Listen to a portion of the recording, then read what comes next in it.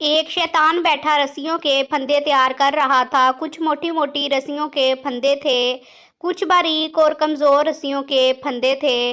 वहाँ से एक इल्म वाले का गुज़र हुआ तो उसने शैतान से पूछा, अरे इंसान, ये क्या कर रहे हो? शैतान ने सर उठाकर देखा और अपना काम जारी रखते हुए बोला, देखते नहीं हज़रत, इंसानों को काबू करने के लिए फंदे तैयार कर रहा हूँ।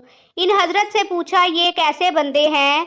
कुछ मोटे कुछ हल्के। शैतान ने जवाब दिया, फंदे उन लोगों के लिए हैं जो शैतान की बातों में नहीं आते, लिहाजा मुख्तलिफ किस्म के फंदे तैयार करने पड़ते हैं, कुछ खुशनुमा, कुछ मोटे और कुछ बारीक।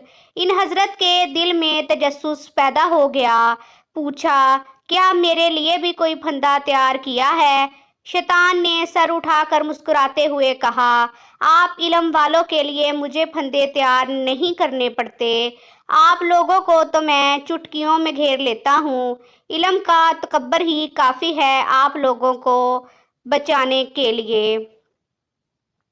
इन हजरत ने हैरान होकर पूछा, फिर मोटे फंदे किसके लिए हैं? शैतान ने कहा, मोटे फंदे अखलाक वालों के लिए हैं। जिनके अखलाक अच्छे हैं उन पर काबू पाना मुश्किल होता है।